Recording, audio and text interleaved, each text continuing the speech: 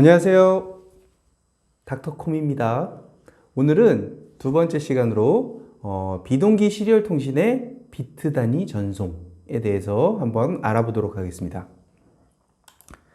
한 비트씩 한 비트씩 시리얼 통신은 한 비트씩 한 비트씩 전송한다고 그랬죠? 한순간에 한 비트만.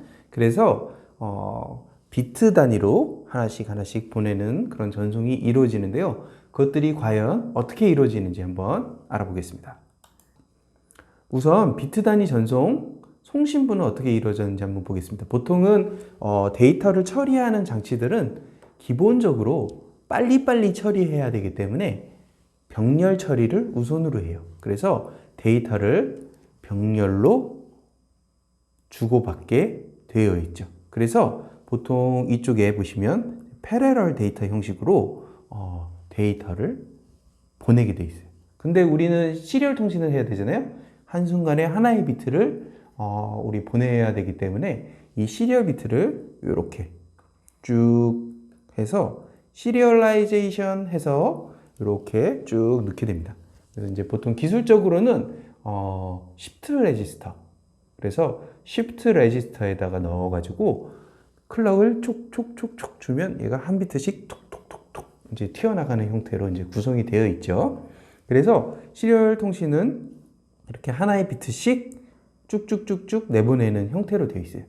반면에 수신부는 바깥에서 데이터가 이렇게 쭉 들어오게 되면 한 비트씩 축축축축 모아가지고 하나의 셋이 딱 이루어졌을 때 그것을 다시 병렬화, 이렇게 병렬화로 쭉 만들어서 우리가 뭐 데이터를 처리하는 CPU라든가 뭐 이런 처리 장치한테 전달을 하게 되겠죠. 이렇게 통신하는 게 이제 뭐 기본적인 개념이에요. 그래서 보내는 부분에서는 시리얼라이제이션을 하고 받는 부분에서는 하나씩 받아서 패러럴라이제이션을 해서 전달하게 되겠죠. 그러면 이 데이터가 여기 이 송신부에서 이쪽에서 이제 데이터를 쭉 어떤 형태를 내보내 주게 될 텐데 이거를 어떤 식으로 내보내 줄 건가? 그 부분에 대해서 한번 알아보겠습니다. 자, 바로 이 부분인데요. 우리가 데이터를 보낼 게 없을 때는 이제 아이들이라고 해서 항상 하이 상태를 유지하고 있어요. 1, 로직 정보 1의 상태를 여기 보시는 이 바와 같이 1의 상태를 유지해요.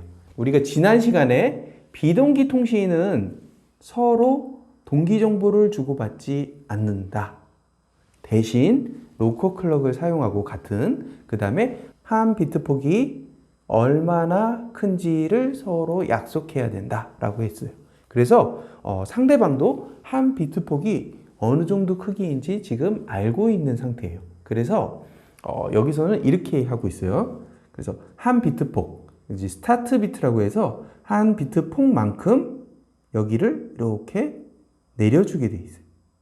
그래서 우리가 이 부분을 한 비트 폭이라고 알 수가 있게 되겠죠. 그래서 한 비트 폭을 딱 1이었다가 여기는 1이었다가 여기는 0으로 떨어지는, 이렇게 떨어지는 순간, 그 순간이 바로 데이터의 시작이다를 알리고 있는 스타트 비트라고 할 수 있어요. 그 이후부터 우리가 실제로 보내려고 하는 데이터가 주르르륵 하고 나오게 되겠죠. 그래서 데이터가 여기 쭉 하고 이제 나오게 되는 그런 구간이 있게 되겠고요. 그 다음에 데이터를 다 보낸 다음에 여기 페리티 비트라는 게 있어요. 페리티 비트.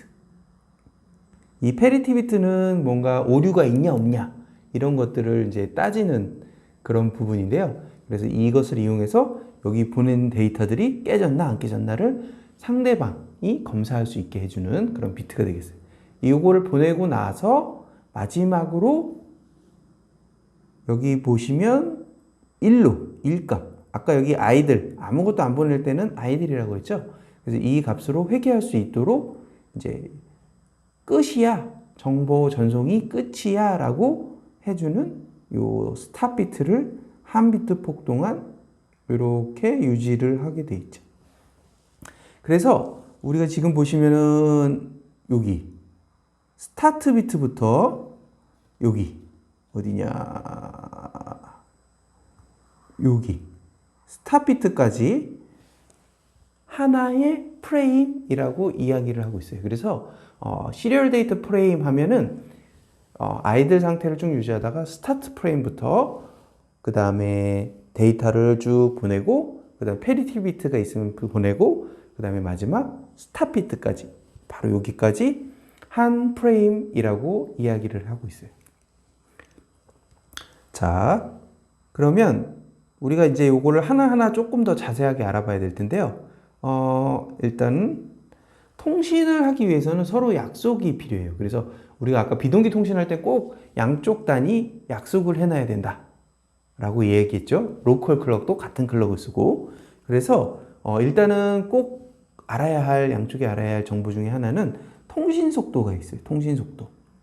그래서 우리가 뭐 9600bps다 라고 하면 이거는 어떤 뜻이냐면 1초에 9600개의 비트를 보낼 수가 있어요 라는 뜻이에요. 그래서 이거를 거꾸로 하면 한 비트 폭을 계산하기 위해서는 그러면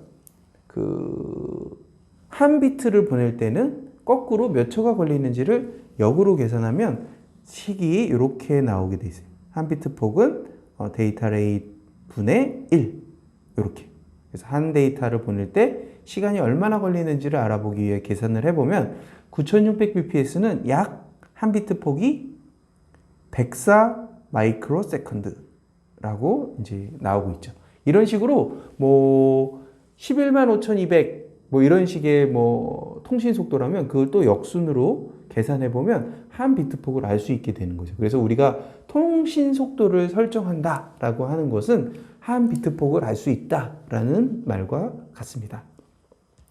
그리고 이제 통신 데이터 프레임을 약속을 해야 돼요. 말이 조금 어렵죠? 별 얘기는 없어요. 기본적으로 이제 우리가 여기 앞에서 보신 요 시리얼 데이터 프레임은 스타트 비트와 스탑 비트까지가 한 프레임이다 라고 얘기를 했었죠. 근데 여기 보시면 데이터 부분을 보시면 제가 이렇게 막 표시해 놨어요. 5비트, 6비트, 7비트, 8비트 이렇게. 그래서 이 데이터 비트는 항상 8개를 보는 게 아니라 5개부터 8개까지 늘렸다 줄였다를 할 수 있어요. 그래서 데이터 비트를 몇 개 보낼 건지 알아야 되겠죠? 그 다음에 또 바꿀 수 있는 부분이 있는데요. 이 부분이에요. 이 페리티 비트 부분은 non parity라고 하는 게 있는데요. non parity라고 설정을 해놓으면 이 페리티 비트를 안 쓰겠다라는 이야기가 돼요. 그래서 데이터를 다 보낸 후에 곧바로 스탑 비트가 나오는 형태가 되겠죠.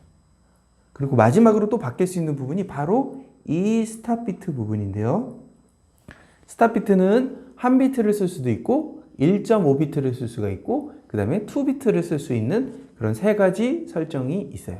그래서 여기 보시면 우리가 이제 보통 통신 프레임을 약속할 때 우리가 아주 옛날에 하이텔, 천리안, 나우누리 이런 PC 통신을 할 때 그 통신 프로그램, 뭐 이야기라든지 뭐 세롬 데이터맨 프로 이런 통신 프로그램이 있었는데요. 거기에다가 이제 이 통신 설정을 해주는 게 있어요. 그때 했던 딱 두 가지가 통신 속도와 통신 프레임을 설정하는데 그때 형태가 어떻게 됐냐면 이런 식으로 돼 있었어요. N81. 이게 무슨 뜻이냐면 이 N은 non parity, parity 비트를 사용하지 않을 거야. 데이터를 다 보내고 나서 바로 스탑 비트가 나올 거야. 이런 뜻이고요. 그 다음에 여기 8은 데이터 비트를 8개를 쓸 거야. 라는 뜻이에요. 그 다음에 여기 1은 스탑 비트를 한 비트만 사용할 거야. 라는 뜻이에요. 그러면 우리가 이제 한 프레임 크기를 만약에 재본다면 스타트 프레임 하나, 스타트 비트 하나, 그 다음에 8개의 데이터, 지금 9개죠? 그 다음 페리티 비트 안 쓰니까 아직까지 9개, 그 다음 스탑 비트를 1개 쓰니까 10개. 그래서 우리가 시리얼 프레임이 총 10개를 사용하는 그런 시리얼 데이터 프레임을 사용하고 있어요. 그런데 다르게도 설정할 수 있어요. 요 밑에 보시면 여기가 5라고 돼 있죠. 그래서 이 페리티 비트를 오드 페리티, 그래서 홀수 페리티를 쓰겠다라는 설정이에요. 그래서 나중에 이게 알파벳 E라고 써 있으면 이븐 페리티, 그래서 짝수 페리티를 쓰겠다. 그래서 일단은 페리티를 쓰겠다라는 뜻이에요. 그래서 페리티 비트를 한 비트 사용한다라는 뜻이 되겠죠. 그 다음에 여기 보시면 데이터는 8개. 그 다음에 여기 뒤에는 스탑 비트를 2개 쓸 거야 라고 한 거예요. 그래서 한 프레임의 크기를 보시면 스타트 비트 한 비트, 그 다음에 데이터 8개, 그럼 9개죠. 그 다음에 페리티 비트 1개, 10개죠. 스탑 비트 2개. 그래서 총 12개의 비트를 사용하는 시리얼 프레임 세팅이 되겠습니다. 그래서 우리가 통신을 어떤 식으로 하는지에 따라서 처음부터 끝까지가 어딘지, 그래야지 스탑 비트가 어느 정도에 나올 건지를 예상할 수가 있겠죠. 그래서 서로 이 두 가지 통신 속도와 이 통신 데이터 프레임을 꼭 기억하고 있어야지 이 통신이 가능한 게 바로 비동기 통신 시스템입니다. 페리티 비트를 조금 더 자세하게 설명을 드려볼게요. 페리티 비트는 일단 아까 얘기했다시피 non 페리티라고 해서 요 N이라고 해서 페리티를 쓰지 않을 거예요 라고 한 거예요. 그러면 아까 얘기했다시피 스타트 비트 나오고 데이터 비트 나오고 원래는 페리티 비트 자리가 있는데 그것이 없고 바로 스탑 비트가 나오는 형태가 되겠죠. 왜냐면 페리티 비트를 안 쓸 거니까. 그리고 또 하나는 요거는 조금 생소하실 수 있어요. 마크 페리티와 스페이스 페리티라는 게 있어요. 이거는 보통 일반적인 필드에서는 잘 쓰진 않아요. 근데 그냥 이런 게 있다는 것만 알아두시면 돼요. 마크 페리티는 그 페리티 비트를 무조건 1로 설정해서 찍어서 보내는 게 그 마크 페리티고요. 데이터 비트하고 상관없이. 그 다음에 스페이스 페리티는 데이터 비트하고 상관없이 무조건 페리티 비트를 0으로 찍어서 보내는 게 바로 이 스페이스 페리티입니다. 그래서 이건 특수 목적에 의해서 사용되니까 요거는 그냥 기억만 하시고, 중요한 건 non 페리티 그 다음에 페리티를 사용하는 경우, 그 두 가지 경우는 아까 말씀드렸다시피 이븐 페리티, 짝수 페리티와 오드 페리티, 홀수 페리티, 이 두 가지를 기억하시면 돼요. 그래서 여기 앞에 보시면 이제 우리가 이븐 페리티와 여기 보시면 오드 페리티, 그래서 여기 홀수 페리티, 짝수 페리티 이렇게 이야기하고 있어요. 그래서 우리가 만약에 페리티를 쓴다고 했을 때 이븐 페리티의 경우엔 어떤 식으로 동작을 하게 되냐면, 이제 보내는 사람 입장에서는 이렇게 돼요. 데이터 정보의 1의 개수가 페리티 비트를 포함하여서 짝수계로 만드는 거예요. 예를 들면 이렇게 되겠죠. 지금 보시면 데이터가 여기 8비트를 보내게 되는데 1의 개수가 모두 몇 개죠? 1개, 2개, 3개, 4개. 그러면 짝수계가 되겠죠. 그러면 페리티 비트에다가 1을 더 넣으면 페리티 비트까지 포함한 1의 개수가 홀수가 돼버리죠. 그러면 페리티 비트를 1로 설정하면 안 되겠죠. 그래서 비트 0을 설정하게 되는 겁니다. 아시겠죠?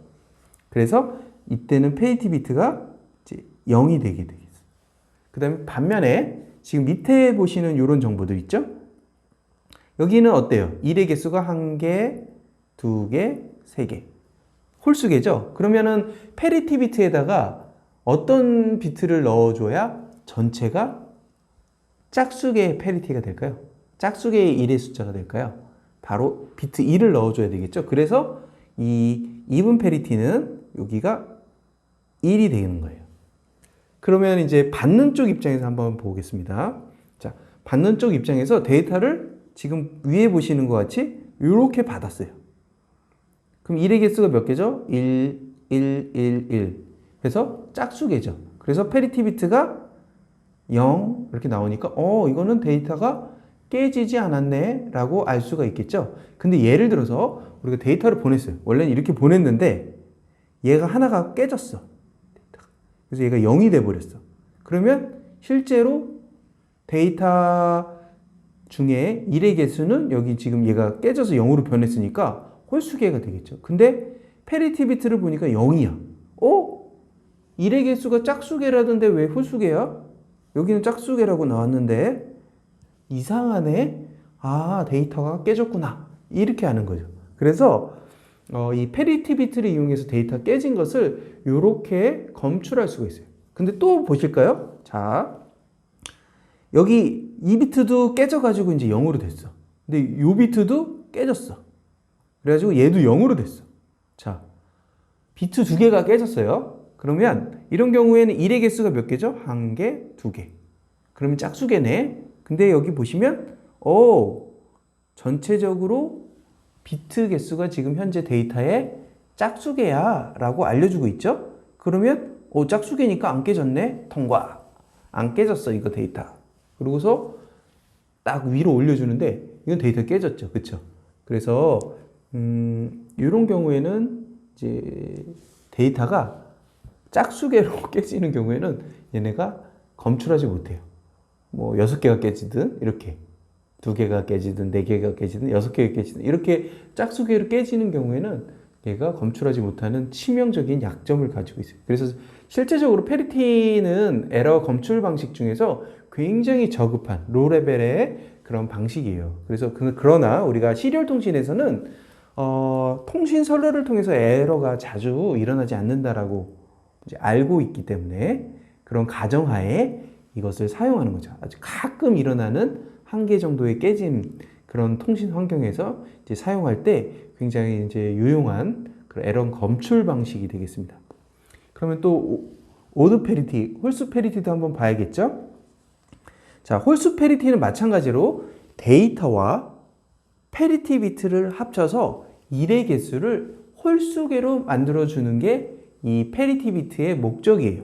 그러면 여기 보시는 바와 같이 아까 같이 쭉 보시겠습니다. 그러면 데이터가 지금 현재 짝수개죠. 그러면 나는 홀수 페리티를 썼기 때문에 전체 페리티 비트를 합친 데이터와 페리티 비트를 합친 그것이 1이 개수가 홀수개로 만들어져야 되기 때문에 페리티 비트를 1로 설정하게 되겠죠.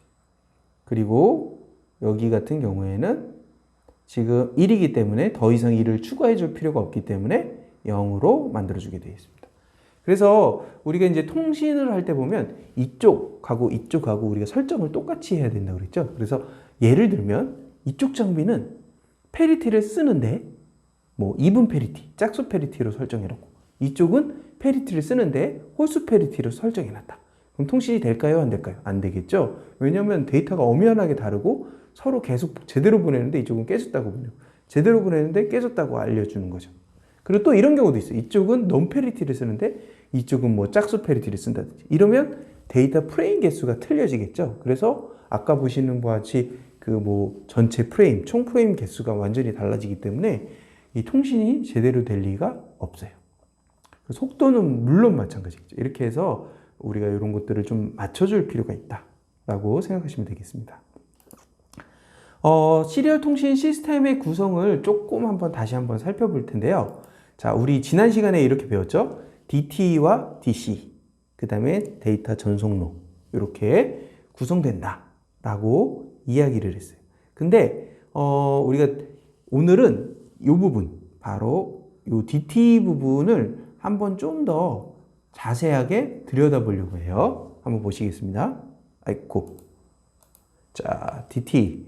지금 이제 여기 뭐 얘는 바로 이제 DT 부분이에요. 이 박스, 이 회색 박스 부분이 DT라고 생각하시면 되겠습니다. 그래서 DT는 안에 데이터 처리부가 있어요. 그리고 그 다음에 UART 컨트롤러가 있고요. 그 다음에 라인 트랜시버, 그 다음에 커넥터로 연결이 되어 있죠. 그래서 우리가 쉽게 이제 데이터 처리부에서는 우리가 속도를 빨리 처리하기 위해서 데이터 처리부는 항상 데이터를 병렬로 패러럴하게 처리한다고 이야기 드렸었죠. 그래서 보통 데이터 처리부에서 처리할 데이터를 만들어서 이 UART 통신 컨트롤러에게 전달해 줍니다. 이렇게 전달을 해 주죠. 그럼 아까 우리가 시리얼 통신 뭐 이렇게 설명하면서 패러럴 통신을 시리얼 통신으로 보내기 위해서 이렇게 쭉 시리얼화해서 한 비트씩 보낸다고 말씀드렸죠. 그 역할을 해주는 게 바로 이 UART 통신 컨트롤러가 되겠어요. 그래서 패러럴로 전달받은 데이터를 시리얼화해서 한 비트씩 밖으로 내보내게 되는 거죠. 그러면 어떻게 될까요? 이게 그냥 쭉 나간다고? 나갈 수가 없어요. 왜냐면 지금 보시면 이쪽 DT 장비하고 DC 장비가 서로 또 뭐 길진 않지만 어느 정도의 케이블로 연결이 되어 있거든요. 그래서 이 밖으로 나가는 그런 느낌이어서 어떤 장치 안에 PCB 안이 아니라 뭐 통신 선로를 통해서 밖으로 나가기 때문에 우리는 이렇게 신호를 조금 더 강화해 줄 필요가 있어요. 밖으로 나갈 수 있도록. 그래서 얘는 마치 이쪽에서 보내준 신호를 뭔가 증폭해서 어떤 이 케이블에 왔다 갔다 할 수 있는 신호로 뭔가 조금 더 강한 신호로 변환해 준다. 그래서 얘는 신호 변환기라고 보시면 되겠어요. 그러면 이렇게 해서 신호를 변환해서 보냈죠. 그럼 한번 반대쪽으로 한번 보겠습니다. 물론 이제 이쪽을 설명하지만 이쪽에 들어오는 이 방향과 이거는 똑같은 거예요. 그래서 그렇게 보시면 되겠어요. 그럼 신호가 이제 쭉 들어오겠죠? 그러면 이 UART 컨트롤러가 처리하는 신호 레벨이 요 레벨이 아니에요.